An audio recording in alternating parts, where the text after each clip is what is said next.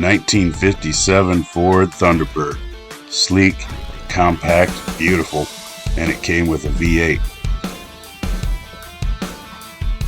We found this one 67 years old, and for its age it looks pretty good. There's some missing pieces and parts and some alignment issues, but at this point there's really nothing to be scared of. But beauty is only skin deep, as we're about to find out when we tear into this 1957 Ford Thunderbird and turn it into a beautiful show quality daily driver capable of handling today's busy streets.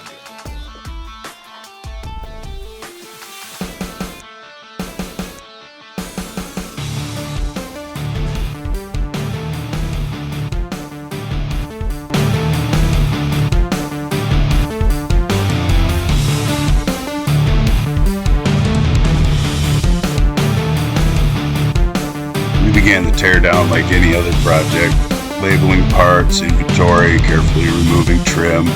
We got the interior out, saw the sound deadener, and then we realized someone else had been here before us, and it wasn't pretty. So EJ is spooning out very large chunks of fiberglass that we have found that were used to repair this floor when this car, our T-Bird, was restored from many years ago.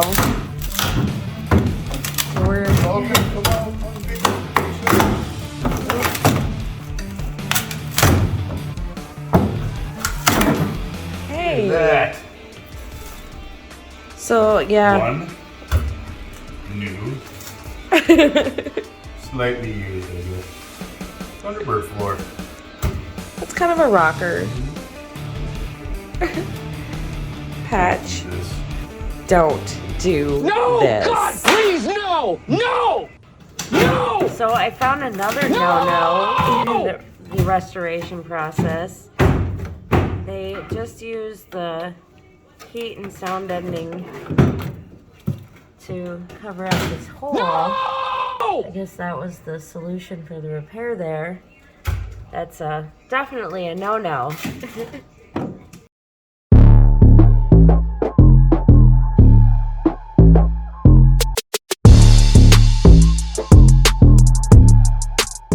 As you can see, she's pretty naked. I was planning on just stripping probably the bottom 6 feet or foot to look for any rust or damage. Fortunately, we didn't find any rust, but we found all kinds of damage. So there's a lot of lead and stuff from in this thing from when it was originally built, but that's not what caused all of this. Pretty much every single panel and piece in the bottom foot of this thing has been beaten, marred, and smashed back together. We found, with a bunch of research, a few companies that do make parts for this car. They are not OEM stamped parts and pieces like you would normally see for like a Mustang or something. This is all stuff that was hand fabricated with brakes and tools, but it does save us a ton of time. I mean, just to get this close to building something would be a couple hours of my time, so it's definitely worth doing your research and finding stuff like this. This is not actually for a 57, this is for a 55 or 56. The owner wanted to have the bullet lights in it. So if you look, it is actually the same panel, and there's going to be fitment. You know, we're going to have to trim and bang and beat a little bit, but you know, 85% of the pieces there, and we can use the original Thunderbird marker lights on it, which will be nice. So we're going to replace those on both sides. This headlight bucket, they also make a panel for that. Cause that's gnarly. That's gnarly. Yes, that's pretty bad. Obviously, this was where collision 14 or 15 happened in the car at some point. But they do make a panel, so we'll trim and cut and get that in, so that'll be all nice new piece. This will all be new.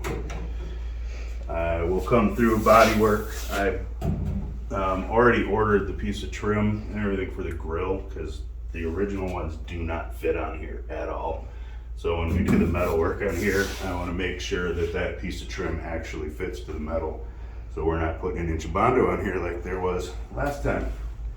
I think an inch is being Yeah, just a generous. slight reminder, the like 3 months that whoever spent doing the body work on this thing, he probably could have knocked that down to a few weeks if he would have spent a little more time welding and owned a hammer.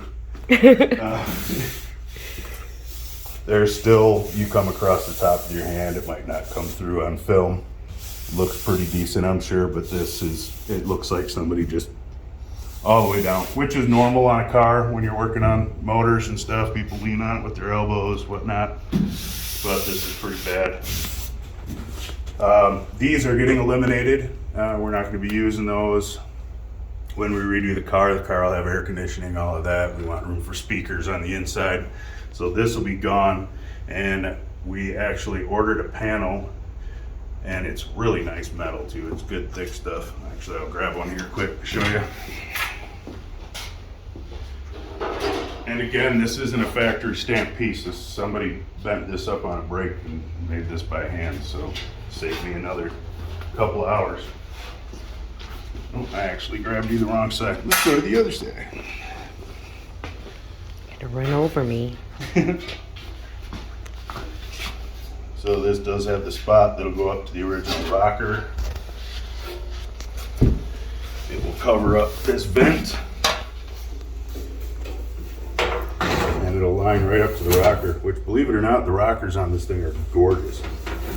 So this piece will go on, we'll trim it to fit, and then I'll have to make a piece for this area. Because like I said, it's like somebody sat with a ball peen hammer and just beat everything on the bottom foot of this car. So that'll take care of the vents and everything on that. I'm gonna go back around to the other side. There's a little more room so I'm not tripping and falling over everything. A little tight in here. We got Small but mighty. Yeah, small but mighty. We got to the doors, and like I said, it's not rusted out, which is what we're used to in Wisconsin, everything being rusted out. You can see evidence, the holes. There was obviously a collision down the whole side of the car in the old school. Drill the hole, put a screw in it, yank the dent out, got it as close as they could, and then kind of gave up when they got back over here and just decided that they were going to cave and pave all of this. So instead of trying to do anything with this or put an inch of filler on it again, we got these nice little door panels, which are really nice heavy gauge sheet metal. And those will take care of the bottom of our doors right up to our beautiful rocker area, which again is the showpiece of the car right now. Is the undented, unrusted rocker panels. All right, and then we get to the pieces restas, however you say that. Because I'm French, definitely, you can tell. So this is the fun part. So if you do any research or if you ever rebuilt one of these, they make 3 general patch panels for the back of these cars. They make the dog leg here, they make a piece that goes over the top of the wheel well, and then they make the lower bottom. So when you go to put these on, what you want to do is just set it right over the top of the old rusty piece that's under there, because you know, you don't want to cut that out. More weight, you know, and you want to set it right over the top. And then if you don't have a MIG welder, you can use a battery and like a coat hanger or something and really get that coat hanger hot, and it'll just barely give you some nice tacks, and that's good enough right there. Then you can just throw your inch of mud over the top. But no, seriously, this, from this line down, gone. We're cutting all that off. So the cool idea that we have, and the owner doesn't really like having the skirts, having to deal with that stuff, didn't really like the look of the skirts on there. Originally we were going to redo this and just reform the wheel well, but with all of this damage, I did some research and found that a 63 Ford Fairlane has very similar taillight section, and obviously some of that will be getting cut off. But line this section up to where that line is and get it in front of the tire, it'll give you our taillight section with a little fitting and forming back here. It also flares out and it'll give us like another 1.5 inches of space for tires back here. And it gets this nice little slope in the back, which kind of matches what we got going on in the front wheel well. So it'll have a really nice look to it. Unless you are an owner of a 57 or a Thunderbird guy, you might not even notice that anything got done to it. Even if you are a Thunderbird guy, you're going to kind of wonder and look at it for a few minutes, trying to figure out what exactly changed back here. But I think it'll be a nice little custom touch on the back that won't pop out and really get you. It'll just keep people wondering. As we come around to the back, the usual stuff that's usually rotted and rusted out when we deal with stuff in Wisconsin is here, believe it or not. We've got a few pinhole spots and a few patches we'll have to do. And then back here, this exhaust comes out through the rear bumper, which we're keeping. But when I get that new fender on, I'll reform and do some cool little trickery stuff in here to make that look nice and smooth. Make the bumper fit nice like it was.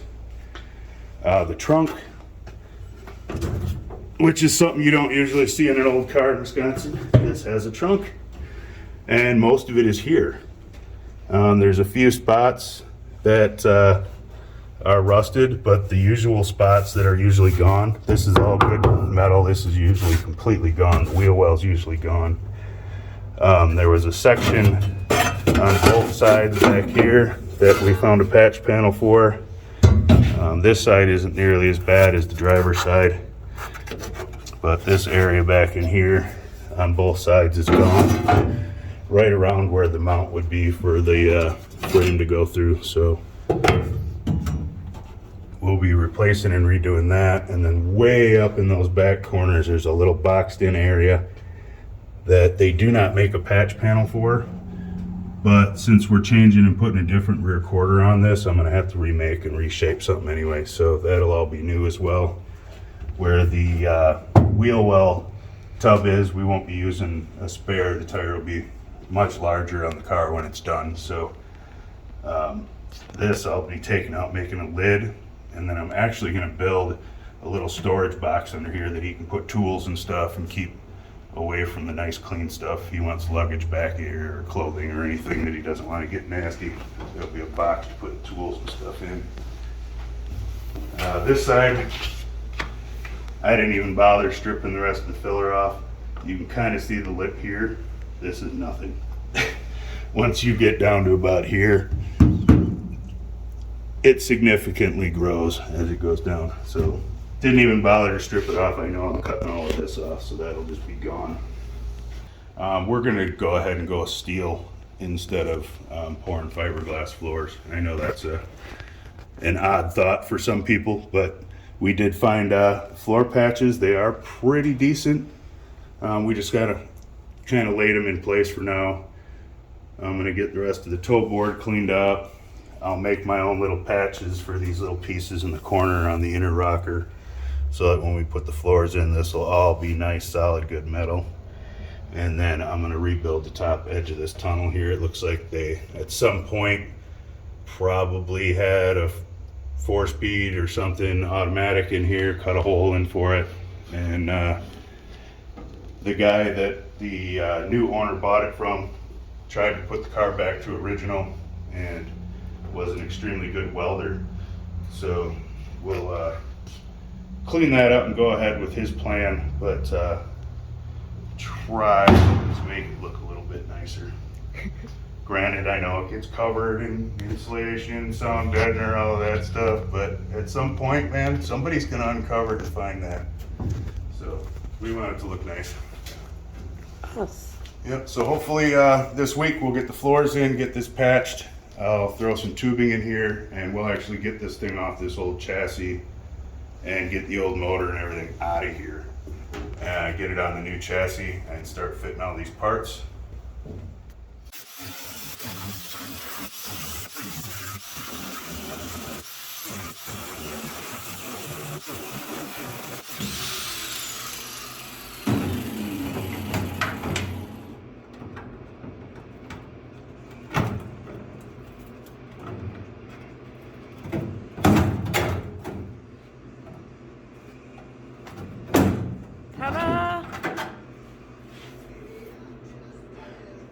Next.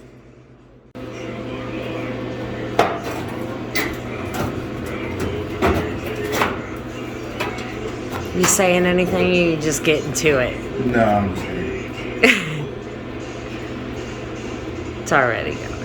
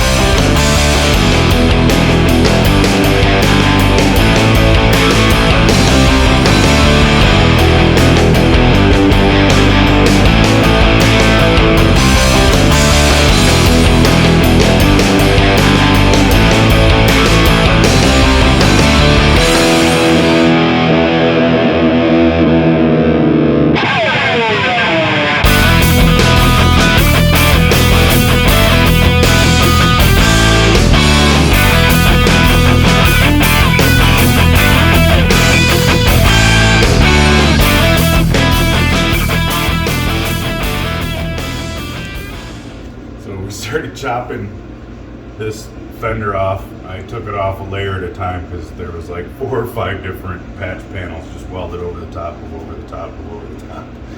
And I got down to the original fender and I've got it cut out now. But originally, when I got to the original, there was like a couple little holes here and here. This was all pretty good. It had some surface rust on it, which could have been from getting under the patch. This was rotted here and then the bottom corner was gone. So they completely went overboard with the patches as far as the exterior went. Once I cut the exterior off is when we found the big problem. I got that patch in, the piece in here, so now this will actually mount to the frame nice. Got this cleaned up where it goes up to the back window. And originally... Back window? Or the back, the back tail light. Yeah, it's a window right now. This is not supposed to be a window. Okay. But this thing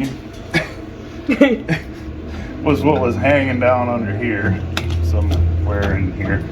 This is not really metal. It's like fiberglass and filler and caulk and I don't know what else. So that was sitting there. They had this big chunk of fiberglass mat that they didn't even soak to harden or with any hardener or anything. Just shoved in there. There's another piece of just caulk or whatever. Oh my God! Tar was shoved into that corner down there. So all this nice stuff to soak up water to re-rot it back out again when it was done. So I guess it was a good thing that they overdid it with the patches because it meant I had to cut all this out. Now this will all be nice and new. And my pile of garbage and scrap steel is growing rather nicely in the back. Nice. And this is just from the floors and the rear quarter so far. So you can imagine how much car we'll have. And if anyone's interested, we'll, put the old body up for sale when we're done. That time. But next thing, I'm going to get all this original lip cleaned off and get this inner fender cleaned up, looking like an inner fender, and then we can put this